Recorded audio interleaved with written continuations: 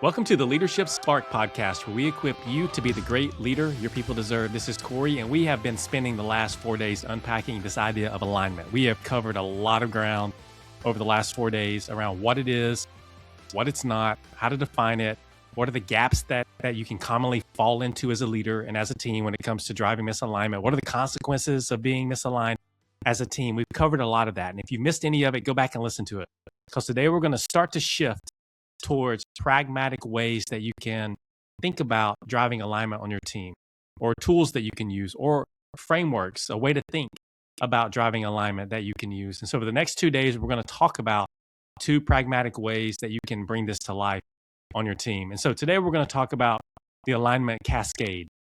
How do you cascade alignment from vision to action to ownership? Ultimately, that's the cascade that you want to go through, from vision to action to ownership.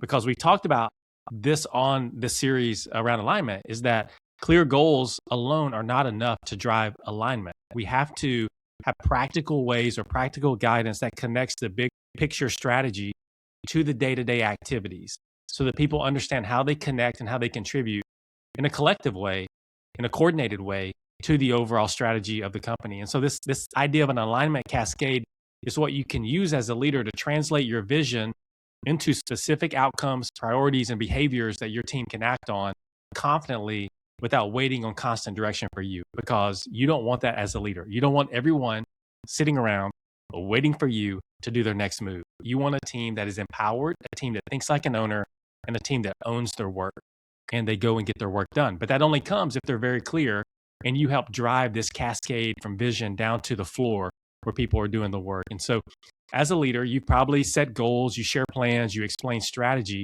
but sometimes you still get the same questions over and over. You have delays, you have unmet or unclear execution. And so this idea of a alignment cascade is something that is a framework that you can use, and something that can help you whenever it comes to this, because teams often don't know how to translate your vision into actionable work.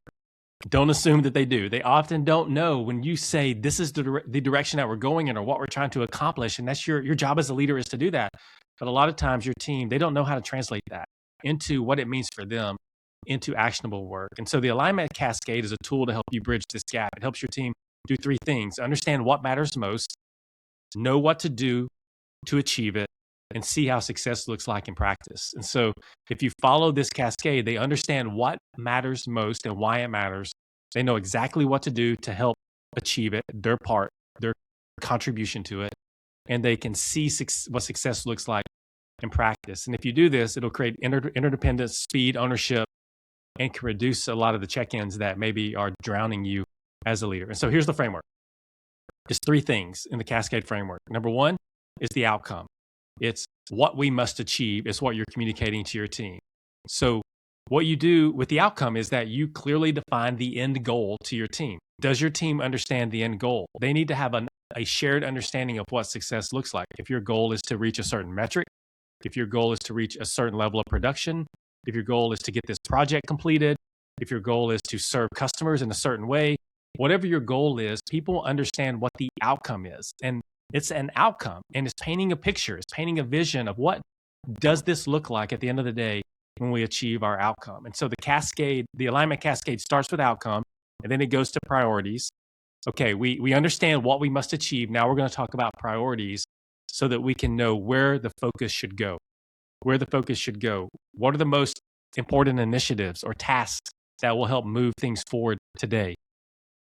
Are people on your team able to answer that question for themselves without you having to tell them what to do? Now, there is directing that you need to do as a leader, but you want to get it to a place to where people can self-service themselves to be able to define what the most important thing is now when they show up every day for work. And if they're able to do it, that will prevent wasted effort and a lot of energy that is drained from being misaligned. And so outcome, priorities, and behaviors. Outcome, priorities, and behaviors. What we must achieve, where focus should go, and then behaviors. How must we act in order to achieve the outcomes? And so for the leader, we need to outline the expected ways of working, the standards, the practices, role clarity, performance clarity, standard clarity, scoreboard clarity, whatever that may be, so that every team member can act in alignment with that without waiting on you to give them guidance. And so a lot of times that is something that is documented, is something that is visible. We have TVs in our WildSpark office to where a lot of this is flowing through the TV screen. So if you're walking through the WildSpark part of the office and you're looking at the TV, you'll see some of these things there. And the idea is to reinforce it. We talk about it in weekly meetings, or we talk about it at our quarterly offsites, or whatever space we create to be able to drive alignment. And so the alignment cascade, just think about that. Are you clear on outcomes? Are you clear on priorities? Are you clear on behaviors? Can you drive the abstract to something that is concrete and can be actionable? And if you do that, you are equipping and enabling your team to be able to be interdependent and independent to be able to get the work done. And so I want to encourage you, take this framework and say, my team, are they clear on outcomes? Are they clear on priorities? Are they clear on behaviors? How often does your team come to you and ask you questions that are around outcomes, priorities, or behaviors? Are they unclear about that? That's something that you can ask yourself. Do they clearly understand what good looks like? That's something that you can ask yourself. Where can I simplify communication to accelerate action and decision making? That's a great question to ask when it comes to processing through this alignment cascade framework. So that's one tool that I want to give you. Come back tomorrow and we're going to talk about a blueprint that you can follow to wrap up this focus on alignment.